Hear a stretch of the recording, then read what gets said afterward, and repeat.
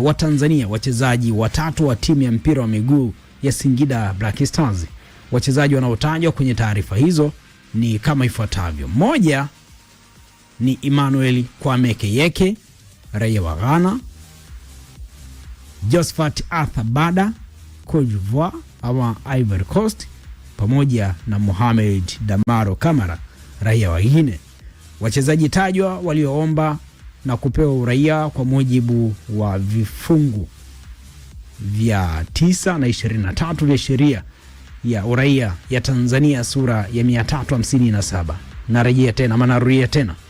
Wachezaji tajwa waliomba na kupewa uraia kwa mujibu wa vifungu vya 9 na 23 vya sheria ya uraia ya Tanzania sura ya 357. Kwa muktadha huo, idara ya uhamiaji inapenda kutaarifu umma kuwa watajwa ni raia wa Tanzania kwa tajnis. Hili tolewa na idara ya uhamiaji, ambayo hapa wakanda ulizungumzia ishu nzima ya uraia wa Tanzania kwa tajnis, si ndivyo? Na sheria hiyo, sheria kwenye hicho kifungu kinachotajwa kwa mujibu wa vifungu vya 9 na 23 vya sheria ya uraia Tanzania sura ya 357 vinaeleza kwa ufupi, okay. Waziri mwenye dhamana ana mamlaka ya kumpa mtu uraia wa Tanzania kwa kuandikishwa iwapo ameridhika kwamba mtu huyo anakidhi masharti yaliyowekwa na sheria. Ambapo hayo masharti sasa ndio yako kwenye vifungu. Kuna kifungu cha 9, 10 na 11 ambapo vyote vinadondokea sehemu moja. Kuna uraia wa kuandikishwa, ambapo kifungu cha 10 ndio kinazungumza kwa upana uraia wa kuandikishwa, lakini kuna uraia kwa sababu maalum, ambapo anasema hichi ni kifungu kinachotumika kuwapa uraia watu wenye mchango maalum kwa taifa, ambapo chini yake inasema rais au mamlaka husika inaweza kutoa uraia kwa mtu yoyote mwenye maslahi ya taifa hata kama hajakidhi baadhi ya masharti ya kawaida. Narudia. Okay. Rais au mamlaka husika inaweza kutoa uraia kwa mtu yeyote kwa maslahi ya taifa hata kama hajatimiza baadhi ya masharti ya kawaida. Sio mimi, sio wakanda huyo, ni katiba ya Jamhuri ya Muungano wa Tanzania kwa mujibu wa sheria kwamba rais au mamlaka anaweza kutoa uraia kwa mtu yoyote hata kama hajakidhi masharti ya kawaida. Kwa hiyo kwa wakati ule mamlaka zilikuwa sahihi sababu ndio kinadondoka kumpa mtu uraia kwa sababu maalum hata kama hawajakidhi vile vigezo ambavyo nilikuwa nazungumza, sijui ukae nchini miaka 5 mpaka 7 sijui nini, sijui uwe na nini na nini. Kwa hapa wanaangalia tu bwana Brain, una maslahi na taifa. Umekaa nchini siku ngapi? Siku 4. Chukua uraia wako. Easy tu. Mamlaka imeona hivyo. Sasa tulishia pale kwenye issue ya FIFA. Kwenye kipengele cha ngapi? Cha 3 kwenye cha 4. Okay. Sasa FIFA wao kwanza nimemaliza kuelezea kwa nini Damaro hawatumiki timu ya taifa. Lakini hicho sio kigezo cha wao kutotambulika kama raia wa Tanzania. Yaani kutotumika timu ya taifa sio sababu ya wao kutotambulika kama raia wa Kitanzania. Ile nilikuwa nakupa FIFA wanaepusha nini? Wanaepusha ile mchezaji kusajiliwa kwa sababu kuonekana taifa limesajili. Taifa lina maana ingekuwa hivyo ingekuwa rahisi sana. Kama tunakuangalia Brain, wewe bwana, wewe wa Motembo, chukua raia wa Tanzania tuzetu AFCON. Maki hapo tunakuwa umesajiliwa kwa raia wa Tanzania. Kwa hiyo tungekuwa tunaondoa ile dhana ya national team ama hata ile dhana ya national team pride. Kwa hiyo tunaondoka hapo na ujegezo cha 4. FIFA sasa wao wanaenda mbali kwamba kuna namna pia wao wanataka kumtambua raia wa taifa husika. Tukiachana hapo, lakini pia kuna namna ambavyo FIFA pia wanatamani kutambua mtu aliyebadilisha uraia. Okay. Umetoka uraia wa shirikisho fulani unakwenda kwenye shirikisho lingine. Kwa sababu FIFA sasa hapa tunaanza kuzungumza kwenye engo ya mpira wa miguu. Hatuzungumzi tena kwenye engo ya sheria za nchi. Tunazungumza kwenye engo za mpira wa miguu. Kwa hiyo FIFA wao wanamtambua mchezaji kwa shirikisho analoliwakilisha. Brain FIFA unatambulika kwa kuliwakilisha shirikisho la soka la Tanzania, TFF. Ukienda kwa Farouk Shikalo, ile mchezaji wa Kenya, anatambulika kwa kuwakilisha shirikisho la soka Kenya. Lionel Andreas Messi anatambulika kuliwakilisha shirikisho la soka la Argentina. Na ndio maana utakuta kuna mchezaji mtu kama mfano Brahim Diaz. Brahim Diaz ni raia wa Morocco, lakini pia ni raia wa Spain. Spain of course. Kwa FIFA hawatambui hizo kwamba wewe ni raia wa Morocco na Spain, wanatambua unaliwakilisha shirikisho la soka la Morocco. Unatambulika kama raia wa wapi utajua wewe, either unatambulika kama raia wa Tanzania utajua wewe, lakini FIFA wao wanataka kujua unaliwakilisha shirikisho gani. Na ndio maana kuna yale mashirikisho ambayo hayapo chini ya FIFA, ni ngumu kukuta FIFA wanamtambua mchezaji kutoka huko. Mfano Zanzibar, FIFA watambua raia wa Zanzibar, tambua kama Tanzania. Sawa sawa, wanatambua kama raia wa Tanzania. Na maana kina Faisal Salum Abdallah, kina Nadir Harub Kanavaro walikuwa wanaiwakilisha TFF kwenye sio ZFF kwenye michuano yote wanaenda kushiriki. Kwa hiyo sasa FIFA watataka kujua wewe uliyehamu raia unalitambulisha shirikisho gani kwa wakati upi. Kwa hiyo kama ulikuwa unaliwakilisha shirikisho la soka labda la Morocco, utapoenda kuliwakilisha shirikisho la soka la Spain, FIFA watataka kujua umehama mashirikisho. Uraia sio tatizo. Kwa hiyo tukimsajili mchezaji wa Zanzibar kuja bara, asajiliwe kama mchezaji wa kigeni. No. Wewe unakuwa mchezaji mzao. Mchezaji mzao. Okay. Sababu analiwakilisha TFF. Yaani hawezi kutambulika kama mgeni. Sawa. Sababu anatembea na passport ya Tanzania. Ya Tanzania. Sasa huyu anayetoka Zanzibar anaenda Kenya, haendi kwa kiwakilisha ZFF. Anaenda akiwakilisha TFF. Kwa sababu FIFA wanatambua TFF, si ndivyo? Kwa hiyo sasa Mohamed Damaro Kamara yeye alikuwa anawakilisha shirikisho la soka la Guinea. Ndivyo alivyokuwa anatambulika na FIFA kwamba ni mchezaji anayewakilisha shirikisho la soka la Guinea. Sasa hivi amehama. Hapo ndiko hoja za Simba. Mwanzoni uliniuliza kama Simba wana hoja, ningekwambia ndio. Na sikutaja kwa nini wana hoja. Sasa ndo hoja za Simba ndio ziko hapa. Kwamba Damaro alikuwa analiwakilisha shirikisho la soka la Guinea. Sasa hivi anahama kutoka Guinea anakuja Tanzania, lakini FIFA status yake haijabadilika. Ndio hoja ya mnyama hiyo. Ndio hoja ya Simba ilipo kwamba mpaka sasa hivi FIFA wanamtambua Damaro akiliwakilisha shirikisho la soka la Guinea. Sio raia. Sio uraia. Uwakilishi. Yaani Damaro atakapoenda popote chini ya mwamvuli wa FIFA kwenye michuano yote inayosimamiwa na FIFA, Damaro ni mwakilishi wa shirikisho la soka la Guinea, sio Tanzania.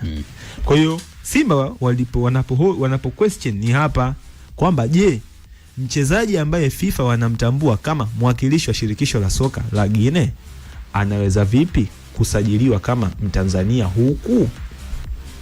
Sio, umeelewa bro? Ndio. Sio issue ya uraia, ni issue ya uwakilishi wa shirikisho lake. Kwa hiyo sasa hapa kinachobaki ni TFF wao sasa kuja na majibu yafuatayo. Je, uwakilishi wa shirikisho lako la soka na TFF lina impact gani kwenye uraia wako? Iwapo uwakilishi wako, iwapo lile shirikisho linalotambulika na FIFA likawa ndio final say, basi Simba ana hoja kubwa sana kwamba Damaro hakupaswa kusajiliwa kama mchezaji mzawa ama hajakamilisha taratibu za kusajiliwa kama mchezaji mzawa. Lakini iwapo uwakilishi wako FIFA hauna athari kwenye uraia wako na usajili wako wa TFF kukutambua kama raia wa taifa lingine, basi case closed. Damaro ni mchezaji halali kusajiliwa na Yanga ipo sahihi kutumika. Kwa hiyo hoja ndio iko hapa. Yaani hivyo vyote vinavyopigiwa kelele huko nje, vyote mnavyovisikia sijui kimeenda kimerudi, hoja iko sehemu ndogo tu kwamba FIFA status ya Damaro ni raia wa Guinea. So tena mwakilishi wa raia wa Guinea. Yawezekana Damaro ana uraia wa taifa lingine kwa sababu FIFA wanatambua raia pacha.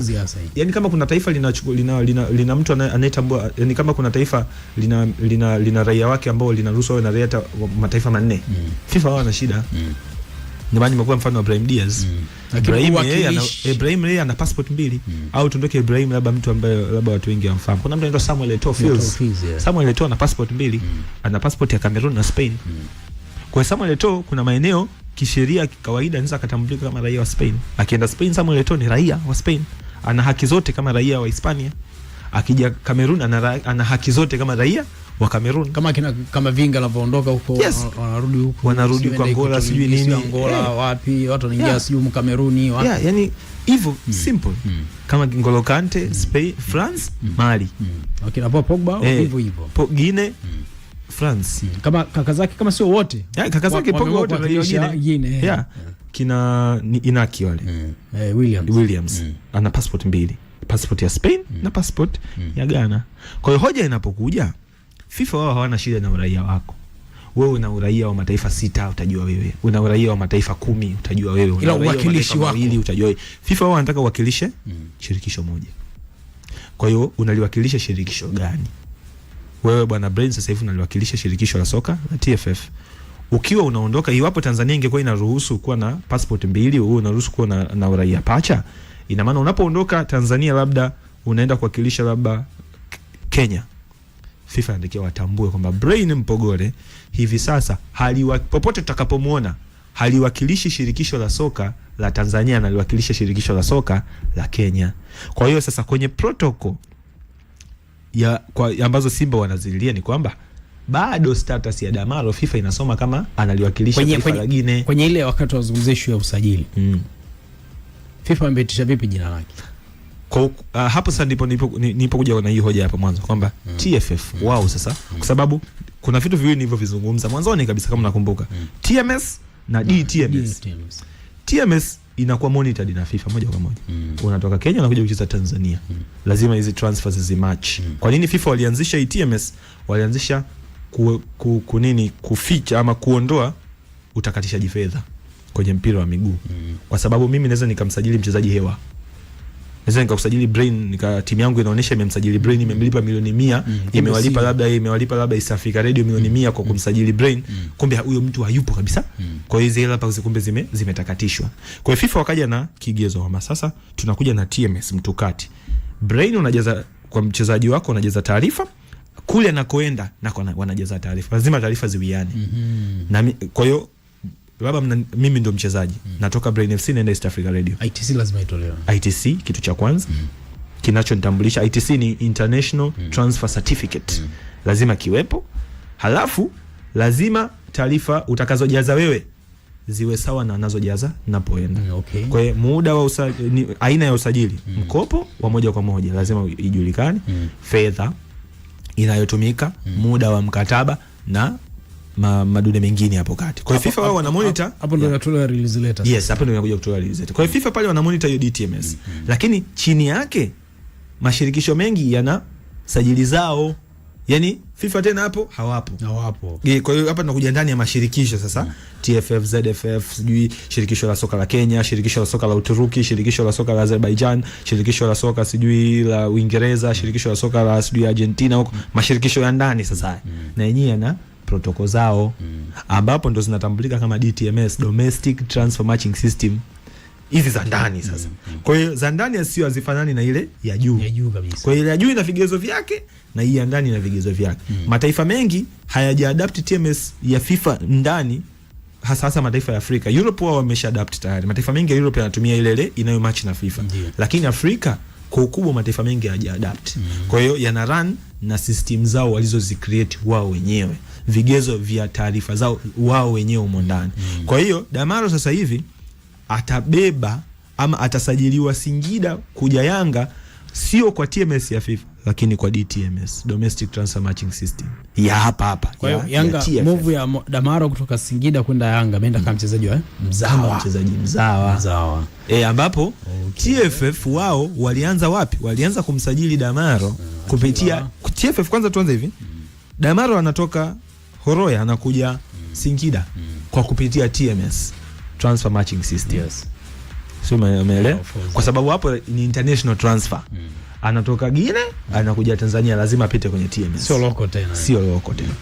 Ameshaingia sasa Tanzania. Move ya kutoka Singida kwenda Yanga sasa. Move ya kutoka Singida kuja Yanga. Lakini kumbuka kulikuwa kuna dirisha dogo. Kulikuwa kuna dirisha dogo.